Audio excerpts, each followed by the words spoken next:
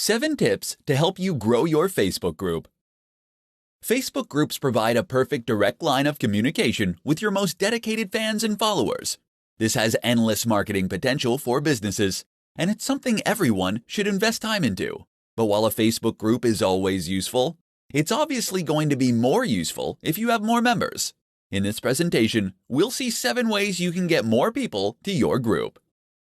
1. Link to your page. If you have a Facebook page, then make sure to link it to your new group via the Settings menu. When you link a group to a page, the group will appear at the top of the page, which will make it easier for people to join up. 2. Change the settings. Change the settings for your group to ensure that people can find it and join. You might want to turn off the requirement for new members to be approved, for instance, and ensure that your members are able to invite other new members. 3. Run contests. Running contests to get new members is a great strategy that also increases engagement with your existing followers. Just tell your members that the person who brings in the most new members will win a free ebook, consultation, product, or similar. 4. Create moderators. Moderators are members given some administrator powers over your group. They'll be able to invite new users, remove offending ones, and approve requests. More moderators means that you can keep your settings more stringent without increasing your workload as the group grows. 5. Make it secret. Earlier, I said that you should make sure people can find your group in order to grow it. While this can work well, there is also some merit in making your group secret. Why? Because when a group is secret, your followers will need to join in order to see what has been posted. Sheer curiosity will attract a lot of new people. 6. Promote it from other platforms. Your job is to make sure you are constantly mentioning your Facebook group. Don't place a link randomly on your website and leave it at that. Drop it conveniently into any post, and you can make sure to keep it on the minds of your readers. 7. Use the right language. Finally, when you mention your group, talk about it in ways that make it sound appealing. Words like exclusive, VIP, and private all have a way of making people eager to learn what the buzz is all about. How to increase engagement on your Facebook group. Engagement. It's something of a buzzword when it comes to marketing, but it's also something that a lot of people aren't completely clear on. What precisely is engagement, and why does it matter anyway? Simply put, engagement tells you how much people interact with your brand. Getting people to see your logo is easy, you just need advertising. But if someone comments, it means that they read what you had to say and they were interested. Facebook groups are all about engagement. Engagement in this context means conversation, and group chats are really what provide the bread and butter of the Facebook group experience. If you get enough engagement, then you can use a group to make die-hard, lifelong fans for your brand. Moreover, you can use it to create a group that will run itself as conversations spark up and continue without the need for your involvement. Here's how you achieve more engagement. 1. Choose the right niche. The best Facebook groups are those with a very specific niche. The more specific your niche, the more you will attract a certain kind of person. Those people will then have more shared experiences and thus have more things to write about and discuss with one another. Try and go narrow and deep rather than broad and shallow with this one. 2. Be involved. Of course, it's also your job to make sure you encourage some interaction. To begin with, your group will very much depend on you to create and share content, so make sure you are leading the charge. Being involved yourself also means more than just posting new content. It can mean welcoming new members, for instance, and it can mean running contests. 3. Share the right content. The best content to share on a Facebook group is that which will promote conversation. Find things that are exciting, new, unusual, and even controversial. Don't post generic content that everyone already knows. 4. Invite your friends. Inviting friends is daunting for many business owners that want to keep their business and personal lives separate. However, having friends in your group will all but guarantee at least some activity early on. Find friends with the same interests and then chat in the group as you might do normally.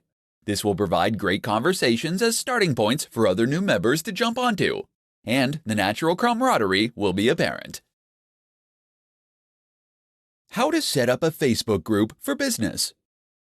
Are you thinking of creating a Facebook group for your business? Great!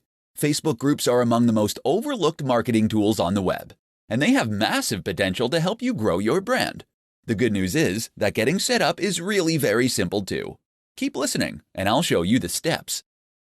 Step 1. You'll first need to find the hamburger menu in the top right of the Facebook app, or the down arrow if you're using a browser on a PC. Now choose Find Groups, and then click the Create Group button on the far left-hand side. A pop-up window will open. Step 2. Now you can enter the name of your group. Choose something that accurately describes what your group is about, and that caters to a very specific audience. Don't try to appeal to everyone or to be too broad. You'll end up appealing to no one at all. Step 3. Now add some people to your group to help get the discussions flowing. You'll need to enter at least 2 names or email addresses at this stage, but if you can enter more, then so much the better. Step 4. The next step is perhaps the one you need to give the most thought to.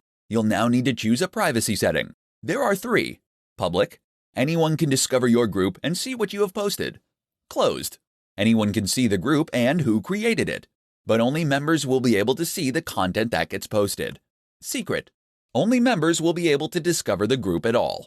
If your aim is to grow your group quickly to include lots of new members, then of course you want it to be public. Actually though, it's often better to choose a secret group, as this way you can make it seem more exclusive and exciting.